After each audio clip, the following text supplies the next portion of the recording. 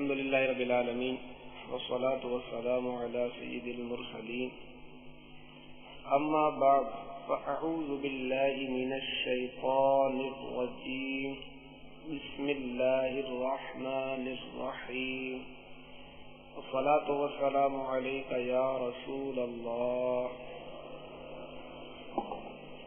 وعلى آلك وأصحابك يا حبيب الله الصلاة والسلام عليك يا نبي الله وعلى آلك وأصحابك يا نور الله. ایک موضوع چند جگہ سے پھٹا ہوا ہے. اب کیا حکم ہے؟ اس کا حکم یہ ہے کہ اس میں جو اس کی پھٹن ہے اگر اتنی ہے کہ اس میں سو ڈالی جا سکے، دھاگا ڈالا جا سکے، اور اتنی پھٹن ہے کہ وہ جگہ جگہ پر یہ پھٹن ہے، تو اگر اس سب کا مجموعہ 3 انگل یا اس سے زیادہ ہے تو اس پر مسح نہیں ہو سکتا. 3 انگل سے کم ہے تو اس پر مسح ہو سکتا ہے. موزے پر جگہ جگہ پھٹن ہے. پھٹن اتنی ہے کہ یعنی وہ سمجھیے اتنا بڑا سوراخ ہے کہ اس میں سے دھاگا نکالا جا سکے. تو اتنے بڑے بڑے سوراخ ہیں، اتنی بڑی بڑی پھٹن ہے، تو اس سب کا مجموعہ اگر 3 انگل سے کم بنتا ہے تو اس پر مسح ہو سکتا ہے، اور اگر ان سب کا مجموعہ 3 انگل یا اس سے زائد بن رہا ہے تو اس پر مسح نہیں ہو سکتا. ایک گزشتہ مسئلے کی گویا کہ وضاحت ہو رہی ہے. ٹخنے سے اوپر موزہ کتنا ہی پھٹا ہوا ہو اس کا اعتبار نہیں ہے. ٹخنوں سے نیچے پھٹا ہوا تو وہاں کی پیمائش وہاں دیکھا جائے گا 3 انگل ہے یا اس سے زیادہ یا کم. ٹخنے سے اوپر اگر سے کتنا ہی پھٹا ہوا ہو اس کا کوئی اعتبار نہیں کیا جائے گا. مسح کا طریقہ یہ ہے کہ داہنے ہاتھ کی 3 انگلیاں یعنی سیدھے ہاتھ کی 3 انگلیاں داہنے پاؤں کے سرے پر رکھیں. یہ پاؤں گویا کہ پاؤں کے سرے پر رکھ دیں، ٹھیک، اور بائیں ہاتھ کی انگلیاں بائیں پاؤں کی پشت پر رکھ دی، یوں رکھ دی دونوں پاؤں پر. سیدھے ہاتھ کو سیدھے پیر پر رکھ دیا اور الٹے ہاتھ کو الٹے پیر پر رکھ دیا. پھر کیا کریں گے؟ اس انگلیوں کو پنڈلی کی طرف کم از کم 3 انگل کے مقدار تک کھینچ لیں. اب یہ پاؤں جو ہوتا ہے اس کو یوں نہیں لے جائیں گے بلکہ کس طرف کھینچیں گے؟ اپنی طرف کو جا کے کھینچیں گے. جس طرف پنڈلی ہوتی ہے، پنڈلی ظاہر اپنی طرف ہوگی، اس طرف نکالے گا تو پاؤں سے باہر ہو جائے گا. پاؤں کے سرے پر یعنی پشت پر رکھ کر کم از کم کتنا کھینچ لیں؟ 3 انگلیوں کے برابر کھینچ لیں. یہ مسح ہو گیا اس کا. اور سنت یہ ہے کہ یہ کھینچنا کہاں تک لے جائے؟ پنڈلی تک لے جائے. تو یہ پاؤں کا اس طرح مسح کر موزے پر اس طرح مسح کر لے گا تو اس کا وضو دھونے کا جو فرض تھا پاؤں دھونا یہ گویا کہ مکمل ہو گیا. اس مسح میں کیا چیز ضروری ہے؟ انگلیوں کا تر ہونا ضروری ہے، انگلیوں کا گیلا ہونا ضروری ہے. ہاتھ دھونے کے بعد جو تری رہ گئی اس سے مسح جائز ہے.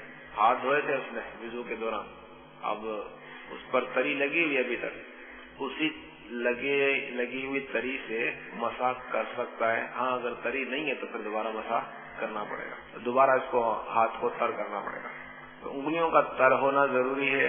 ہاتھ دھونے کے بعد جو تری باقی رہ جاتی ہے اس سے بھی مسح جائز ہے.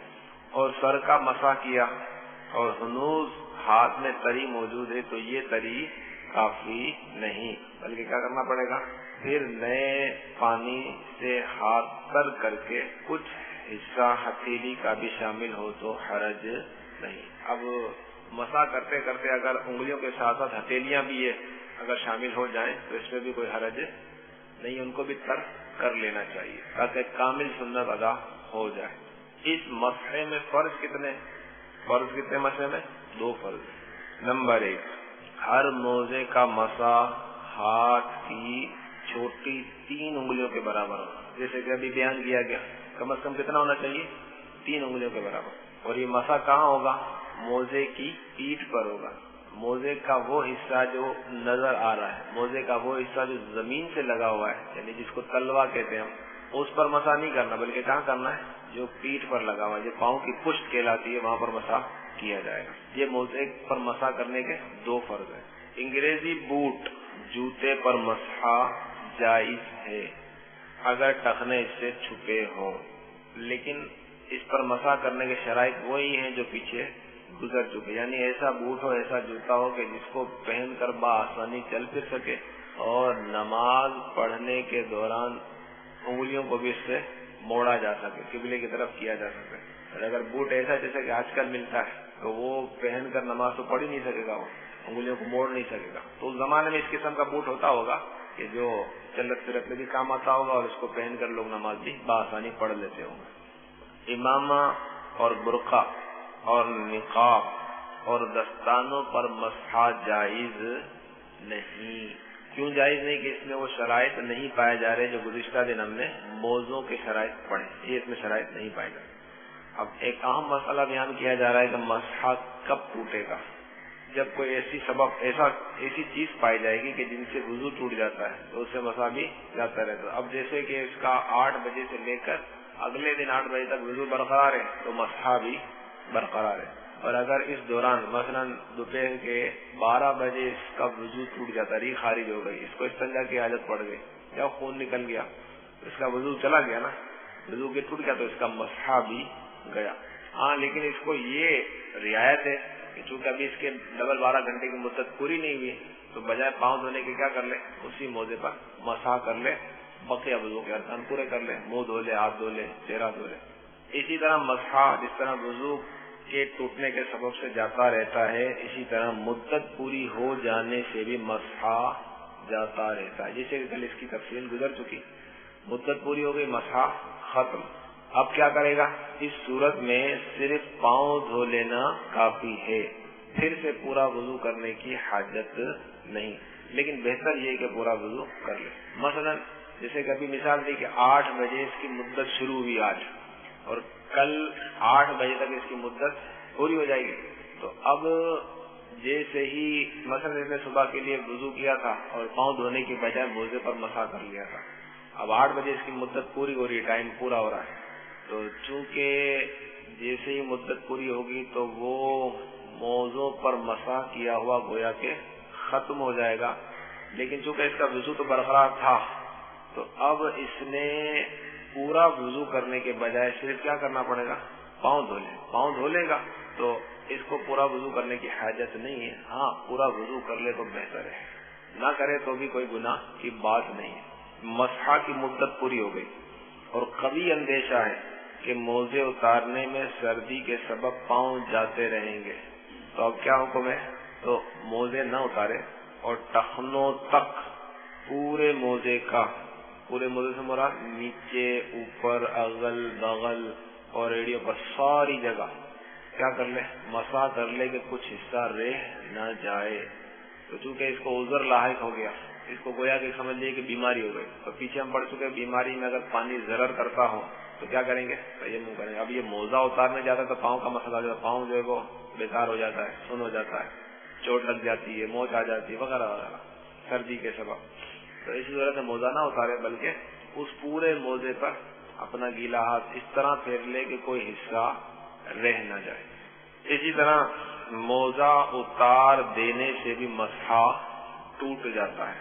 ابھی جیسے کہ اس کی مدت صبح 8 بجے، کل صبح 8 بجے پوری ہو رہی ہے، لیکن اس نے آج 10 بجے موزہ اتار دیا، مسح کیا ہو جائے گا؟ ختم ہو جائے گا۔ اگرچہ ایک ہی اتارا ہو، یوں ہی اگر ایک پاؤں آدھے سے زیادہ موزے سے باہر ہو جائے تو بھی مسح جاتا رہے گا۔ موزہ اتارنے یا پاؤں کا اکثر حصہ باہر ہونے میں پاؤں کا وہ حصہ معتبر ہے جو گٹوں سے پنجوں تک ہے، گٹوں سے پنجوں تک یعنی ٹخنوں سے لے کر جو پنجوں تک کا حصہ ہے اس کا اعتبار کیا جائے گا، پنڈلی کا اعتبار نہیں۔ اور ان دونوں صورتوں میں یعنی جب اس کا مسح ٹوٹ گیا، خواہ ایک ہی موزہ اتارا، خواہ ایک پاؤں آدھے سے زیادہ باہر نکل گیا، دونوں صورتوں میں پاؤں کا دھونا کیا ہو جائے گا؟ اس کو فرض ہو جائے گا، کیونکہ مسح ختم ہو گیا۔ اگر اتارنے کی نیت سے باہر کیا، پاؤں کو اتارنے کی نیت سے باہر کیا، موزہ اتارا، تو پھر بھی مسح ٹوٹ جائے گا. اسی طرح موزے پہن کر پانی میں چلا, موزے پہن لیے اس نے اور پانی میں چل رہا ہے. کس طرح چلا کہ ایک پاؤں کا آدھے سے زیادہ حصہ دھل گیا اور کسی طرح موزے میں پانی چلا گیا اور آدھے سے زیادہ پاؤں کیا ہو گیا, دھل گیا, تو اس کا مسح جاتا رہا. اس نے موزہ ایسا پہنا تھا کہ جیسے یہ پانی میں گیا تو وہ موزہ جو تھا پانی کے لیے رکاوٹ نہ بنا, پانی جو تھا اس موزے کے اندر سرایت کرتے ہوئے اس کے پاؤں پر پہنچ گیا اور اس کا پاؤں جو تھا آدھے سے زیادہ دھل گیا, اس کا مسح ختم ہو گیا. یعنی اس عمل سے بھی مسح گویا کہ ٹوٹ جاتا ہے. یہ موضوع پر مسح سے متعلق مسائل تھے, یہ ختم ہو گئے. اتارنے کی نیت ہو یا نہ ہو, دونوں صورتوں میں اس نے ایسے موزہ اتار دیا, پاؤں نکال دیا, مسح اس کا ٹوٹ جائے گا. یہ شرط پیچھے بیان کی گئی تھی کہ پاؤں سے موزہ چمٹا ہوا, ایسا چمٹا ہوا ہو کہ چلنے پھرنے میں اس کو آسانی رہے. اگر موزہ اتنا ڈھیلا ڈالا ہے کہ چلنے پھرنے میں اس کو تکلف کرنا پڑتا ہے, بار بار موزہ سیٹ کرنا پڑتا ہے, تو پھر شرط نہیں پائی جائے گی, تو مسح بھی اس موزے پر نہیں ہو سکتا. موزے پر نجاست لگا, اس کو دور کرنا پڑے گا. تو ظاہر پانی اگر اندر چلا جائے گا تو مسح ویسے چلا جائے گا, کیونکہ نجاست یعنی پاک کی نماز کے لیے شرط ہے. اور موزے پر اگر اس لیے نجاست لگی ہوئی ہے کہ جس کی وجہ سے نماز نہیں ہو رہی, تو نجاست کو دور کرنا پڑے گا. ادب یہی ہے کہ مٹی اگر لگ جائے, پاؤں پر بھی لگی ہوئی ہو, تو پاؤں کو بھی اچھی طرح صاف کر کے مسجد میں جائے. اور ہمارے یہاں اگر اس قسم کے جوتے پہن کر مسجد میں آئے گا تو لوگ بولیں گے لو جی بڑا بادب ہے, بے ادبی کہیں گے اس کو. تو اس لیے چونکہ ہمارا عرف نہیں ہے اس پر, ایسے جوتے پہن کر مسجد میں آنے سے بھی گریز کیا جائے. خاص کر وہ جوتے کے جو استعمال یعنی جس کو چلت پھرت میں بھی استعمال کیا جاتا ہے, تو وہ بھی مسجد میں پہن کر نہ آیا جائے. ہمارے یہاں بہت بڑی بے ادبی اس کو تصور کیا جاتا ہے. مقیم کی مدت 3 دن 3 راتیں جی. اس دوران وہ کسی وقت بھی موزہ اتار دیتا ہے, اس دوران کسی وقت بھی اگر موزہ اتارتا ہے تو کیا اس کی مدت پھر وہیں سے شروع ہوگی یا وہی 3 دن ہوں گے؟ ختم ہو گیا مسح. جب دوبارہ وضو کر کے پہنے گا اس وقت سے دوبارہ مدت شروع ہو جائے, وقت سے 3 دن شروع ہو جائیں گے. جی. اور مقیم کے لیے بھی یہی ہے کہ جب بھی وہ موزہ اتارے گا اس وقت سے اس کے ڈبل 12 گھنٹے شروع ہو جائیں گے. جی جی. اگر موزے میں تھوڑی سی نجاست چلی گئی, آپ نے سنا 3 انگل کے برابر اگر پھٹا ہوا ہو مختلف جگہوں سے, اس میں نجاست کا اگر کوئی گیلا پانی یا گندا پانی چلا گیا جو کہ آدھے پاؤں کو اس نے گیلا نہ کیا, لیکن اس کو یہ شک ہے کہ یہ جو پانی میرے موزے کے اندر تھوڑا سا گیا ہے یہ گندا ہے, جی اتنا ہی بھائی ہو, شک ہونے کی بنا پر کیا حکم لگے گا؟ تو اس کا پاؤں پڑا ہی اس گیلی جگہ پہ, کیچڑ کی جگہ پہ, کہ اس کا پاؤں آدھے سے کم گیلا ہوا, تو اس صورت میں وہ کیا کرے گا؟ آدھے سے کم حصہ تو پھر نہیں ہے. صلو علی الحبیب. وضو کے دوران زخم پر مسح کرنے کا طریقہ آپ کو بیان کیا گیا تھا نا.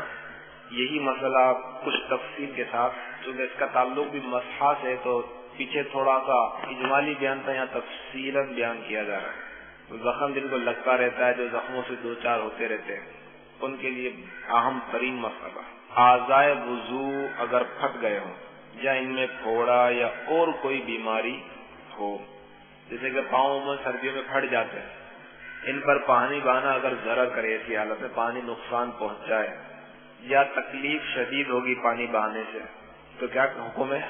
بھیگا ہاتھ یعنی گیلا ہاتھ پھیر لینا کافی ہے. اور اگر یہ بھی نقصان کرتا ہے, یعنی گیلا ہاتھ پھیرنا بھی نقصان کرتا ہے, تو کیا کرے؟ اس وضو کے حصے پر, خواہ وہ ہاتھ ہو, خواہ پاؤں, خواہ چہرہ, اس پر کیا کرے؟ کپڑا ڈال کر اس کپڑے پر مسح کر لے.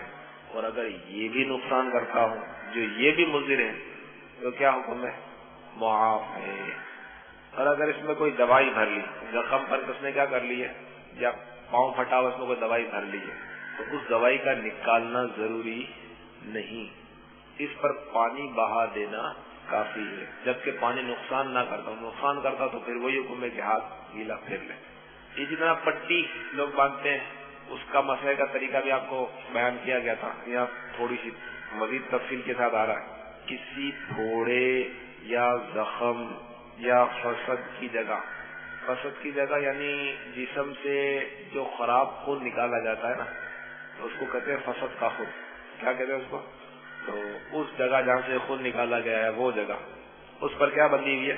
پٹی بندھی ہوئی ہے. اس کو کھول کر پانی بہانے سے یا اس جگہ مسح کرنے سے یا کھولنے سے ضرر ہو یا کھولنے والا باندھنے والا نہ ہو. اب کوئی ایسا ہے ہی نہیں کہ کھولنا اس کو ضرر نہیں کرتا لیکن وہ کھولنے والا نہیں ہے, کھولنے والا تو ہے لیکن باندھنے والا نہیں ہے, تو اس پٹی پر کیا کر لے گا, یہ مسح کر لے گا. اور اگر پٹی کھول کر پانی بہانے میں ضرر نہیں, کوئی نقصان نہیں, تو کیا کرنا پڑے گا, پٹی کھول کر پانی بہانا ضروری ہے. یا خود عضو پر مسح کر سکتے ہوں تو پٹی پر کرنا جائز نہیں ہے. یعنی یہ اوپر جو مسئلہ بیان ہوا نا کہ اس حصے پر گیلا ہاتھ پھیر لے, اور اگر اس حصے پر گیلا ہاتھ پھیرنا تکلیف دیتا ہے تو اب کیا کر لے گا, اس پر کپڑا ڈال کر کرے گا. تو یہی یہاں بیان کیا جا رہا ہے کہ اگر زخم لگا ہوا ہے اور زخم پر ہاتھ پھیرنا کوئی تکلیف والی بات ہی نہیں ہے, اس پر گیلا ہاتھ پھیر سکتا ہے, تو اب پٹی پر گیلا ہاتھ پھیرنے کے لیے اجازت نہیں ہوگی بلکہ اس جگہ پر گیلا ہاتھ پھیرنا ہوگا. لیکن وہی مسئلہ کہ پٹی کھولنے اور باندھنے والے کی صورت ہو, اس طرح کی ترکیب ہو. زخم کے گرد گرد پانی بہانا اگر ضرر نہ کرتا ہو تو کیا کرنا پڑے گا, پانی اس کو بہانا ضروری ہو جائے گا, اس کو دھونا ضروری ہو جائے گا. ورنہ اس پر کیا کر لے, مسح کر لے. اور اگر اس پر بھی مسح نہ کر سکتے تو کیا کر لیں گے, پٹی پر مسح کر لیں. اور پوری پٹی پر مسح کر لینا یہ کیا ہے, بہتر ہے, ضروری نہیں ہے. کتنے حصے پر ضروری ہے, اکثر حصے پر. گویا 4 انچ کی اگر پٹی لگی ہوئی ہے تو کتنا انچ مسح کر لیا جائے, 3 انچ مسح کر لیا جائے. اور مسح کتنی مرتبہ کریں گے, ایک بار مسح کافی ہے, تکرار کی بار بار کرنے کی حاجت نہیں ہے. اور اگر پٹی پر بھی مسح نہ کر سکتے ہو تو کیا کریں گے, اس کو ایسے ہی خالی چھوڑ دیں. جب اتنا آرام ہو جائے کہ پٹی پر مسح کرنا ضرر نہ کرے تو اب کیا کر لیں گے, فوراً مسح کر لیں گے. پھر جب اتنا آرام ہو جائے کہ پٹی پر پانی بہانے میں نقصان نہ ہو تو پانی بہا لیں گے. پھر جب اتنا آرام ہو جائے کہ خاص عضو پر جس پر وہ پٹی بندھی ہوئی ہے اس پر مسح کر سکتا ہے تو اس پر مسح کر لے گا. پھر جب اتنی صحت ہو جائے کہ عضو پر پانی بہا سکتا ہے تو اب کیا کرنا پڑے گا, پانی بہانا پڑے گا. غرض علی ھذا القیاس, اسی طرح کرتا رہے گا. یعنی اعلیٰ پر جب قدرت حاصل ہو گئی اور جتنی جتنی حاصل ہوتی چلی جائے گی, ادنا پر اکتفا کرنا جائز نہیں ہے. خلاصہ یہ کہ زخم پر پٹی بندھی ہوئی ہے, اب دیکھا جائے گا کہ زخم کی پٹی کو کھولنے کی صلاحیت ہے یا نہیں, کھول کر ویسی باندھ سکتا ہے یا نہیں. تو اگر ویسی کھول کر اس کو ویسا ہی باندھ سکتا ہے, اس کو صلاحیت ہے, تو کیا کرنا پڑے گا, اس پٹی کو کھولنا پڑے گا. پٹی کھول لی.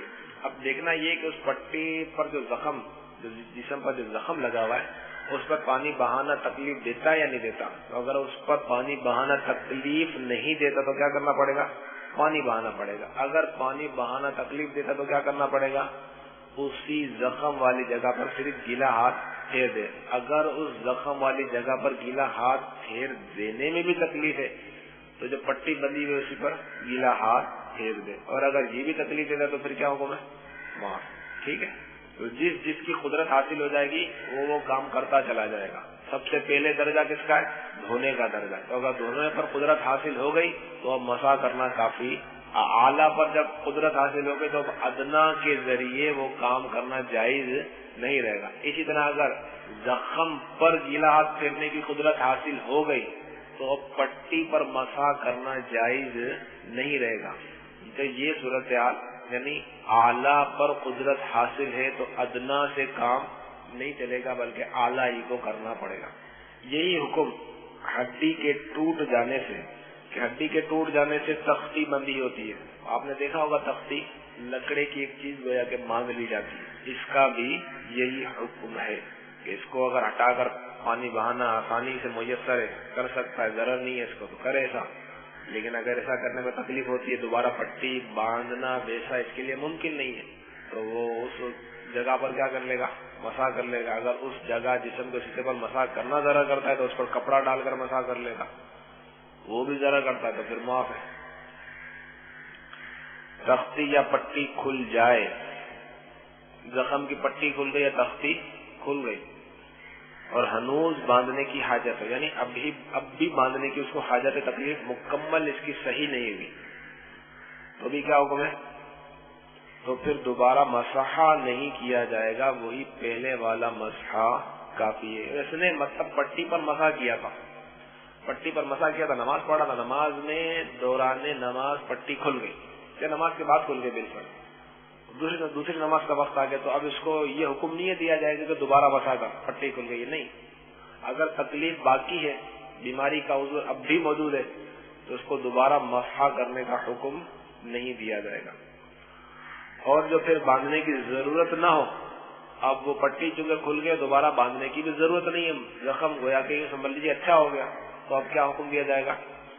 تو مسح ٹوٹ جائے گا، اور اگر اس جگہ کو دھو سکتے ہوں گے تو دھو لیں، ورنہ آپ اس جگہ کا کیا کر لیں؟ مسح کر لیں۔ یہ زخم پر یا پٹی پر مسح کرنے کا طریقہ بیان کیا گیا۔ اکثر اس پر لکھا مسح کرنا پڑے گا، اکثر اس پر مسح کرے گا۔ اور یہ پیچھے بھی بیان کیا گیا تھا کہ بازو پر گویا کہ زخم آ گیا، تو بازو پر پٹی بندھے کی تو زخم تو یہ سامنے ہے، لیکن پٹی چونکہ گولائی میں بندھنا ہی ممکن ہے، اس کے علاوہ کوئی طریقہ ہے ہی نہیں، تو چونکہ یہ اسی کے طبیعت میں آ رہا ہے، زخم کی طبیعت میں آ رہا ہے، تو وہ حصہ کیا ہو جائے گا؟ معاف ہو جائے گا۔ یعنی اگر اس پر پانی بہانا ضرر کرتا ہے تو اس کو پانی نہیں بہائے گا، پانی بہانا ضرر نہیں کرتا تو صرف گلاس پھر دے گا، اور اگر وہ بھی ضرر کرتا ہے تو پٹی پر گلاس پھر دے گا، وہ بھی ضرر کرتا ہے تو پھر اب کیا ہے، اس کے لیے معاف ہے۔ یعنی جو چیز اگر کہ زخم تھوڑا سا ہے، اتنا سا، لیکن پٹی چونکہ بندھی ہوئی ہے تو جگہ زیادہ گھیرے گی، لیکن چونکہ وہ اسی کی طبیعت میں آ رہی تو گویا یہ حکم دیا جائے گا کہ اس کا پورا پٹی جو ہے بندھی ہے پورا کا پورا زخم والا حصہ ہے، تو جو زخم والا حصہ ہے تو اس پر جو حکم بیان کیا گیا کہ اگر زخم پر پانی بہانا ضرر کرتا ہے تو مسح کرے، اس پر بھی ضرر کرتا ہے تو پٹی پر مسح کرے، اس پر بھی ضرر کرتا ہے تو پھر اس کے لیے معاف۔ یہ میت کو غسل دینے کی صورت میں مختلف مواقع کیسے آتے ہیں کہ بسا اوقات لاش ہوتی ہے وہ زخم شدہ ہوتی ہے، بسا اوقات اس کے اوپر پلاسٹر بندھا ہوا ہوتا ہے، بسا اوقات ایسی ایک بینڈیج وغیرہ باندھی جاتی ہے یا پلاسٹر سلی ٹائپ کی ٹیپ وہ چپکا دی جاتی ہے، تو کیا ایسی صورت میں وہ ٹیپ جو ہے جس پہ زخم پیچھے زخم نہیں ہے اور یہ بھی معلوم ہے کہ اس سے بلیڈنگ نہیں ہوئی، خون نہیں بہے گا، تو کیا وہ نکالنا پڑے گا؟ اور نکالنا پڑے گا۔